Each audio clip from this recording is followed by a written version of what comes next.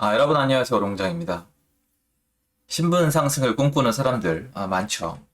뭐 이런 얘기 자체를 싫어하는 분도 많으신데 이건 우리 다 알고 있는 사실이잖아요. 신분 상승이 있다는 걸. 내가 내 일상을 바꿀 수 있다는 걸. 그래서 예전에 이것도 제가 재밌게 봤던 영화인데 이 내용에 한번 내용을 살짝 같이 볼까요? 인생을 바꿔야 할 것 같아요. 내 인생이, 내 계급이, 내 신분이 싹 다 바뀌게 된 순간이야.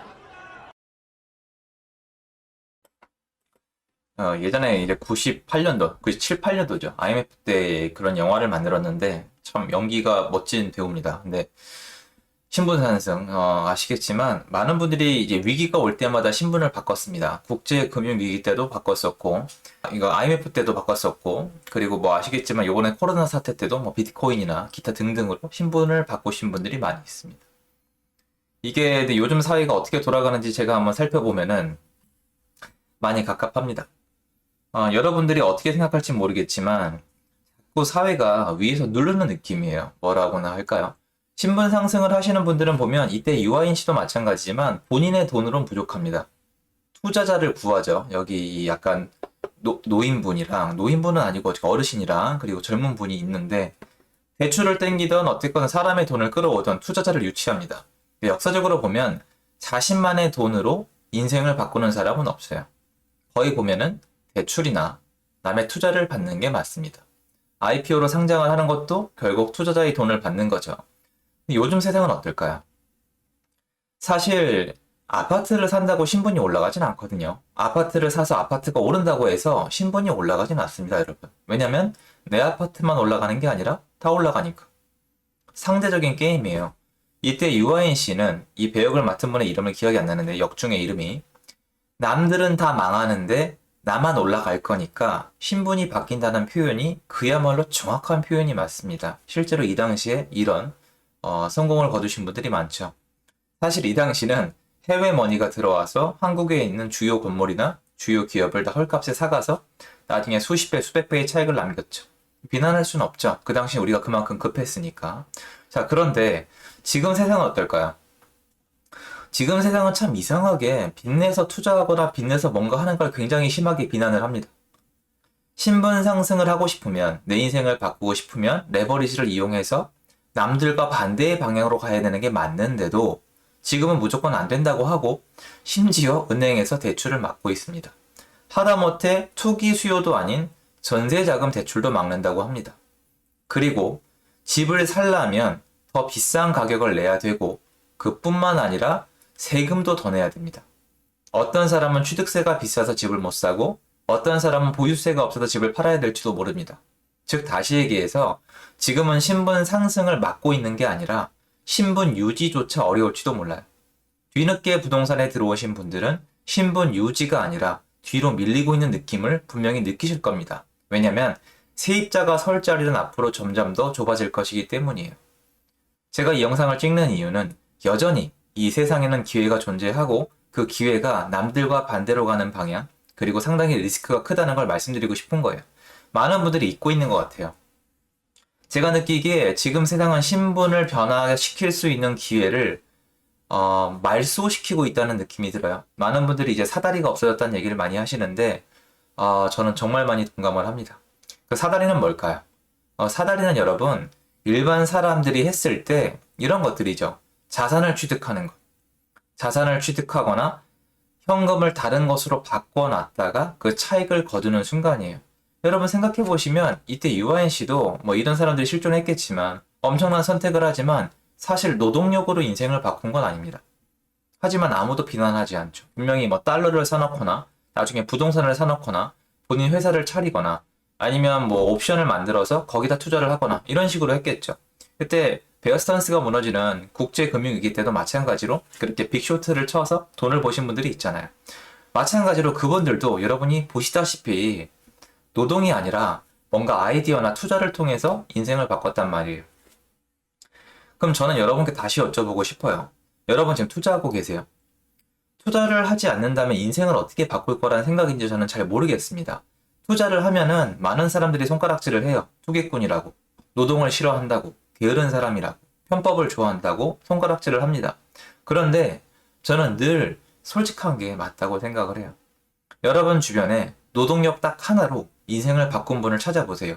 전 분명히 있을 거라고 생각을 해요. 그런데 전 주변에 참 찾기가 어렵거든요.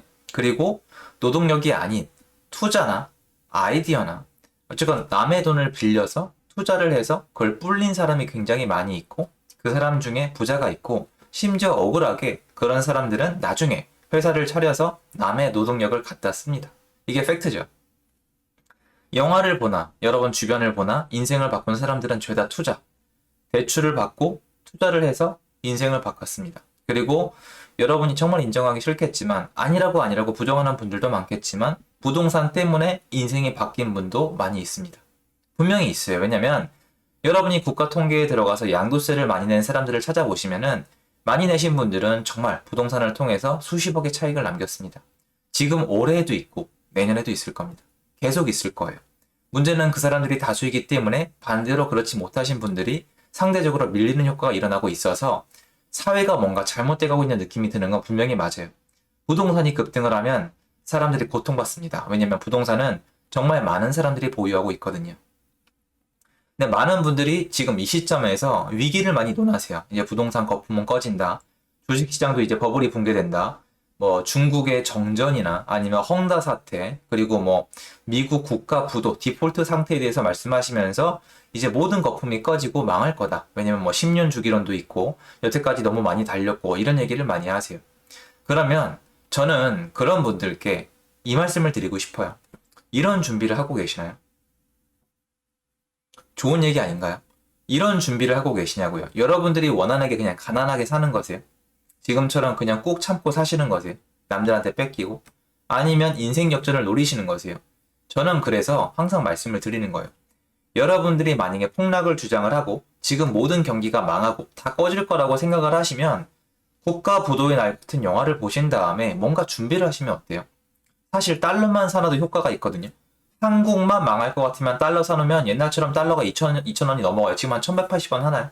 달러를 사놓으셔도 되고 미국까지 흔들릴 것 같으면 금을 사놓으셔도 되고 재화로 사놓으셔도 되고 그리고 이렇게 얘기하면 웃기지만 한국만 망하던 국제적으로 다 망하든 간에 부동산을 쥐고 손에 안 놓으신 분들은 다 살아남았습니다. 그럼 지금 뭔가 액션을 취하셔야 되는 거예요.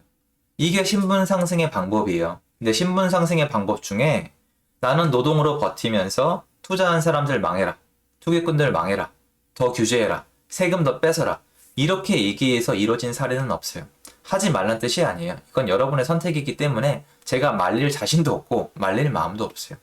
근데 알려드리고 싶어서 그래요.